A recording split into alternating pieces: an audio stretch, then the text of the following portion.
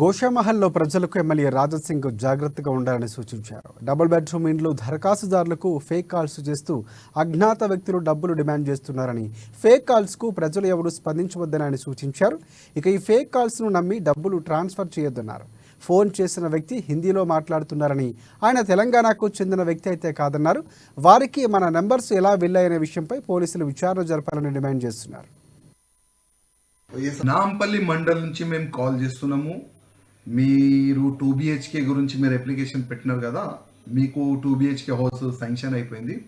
మీకు ఒక నెంబర్ ఇస్తున్నాం, దాంట్లో మీరు గూగుల్ పే కానీ ఫోన్పే కానీ మీరు ఇమీడియట్గా 1200 లేకపోతే 150 రూపాయలు మీరు ఇమీడియట్గా అకౌంట్లో వేసేస్తే మీకు కీ కానీ పట్టా కానీ మీకు ఇచ్చేస్తామని కొన్ని ఫోన్లు అయితే ఇప్పుడు స్టార్ట్ అయింది.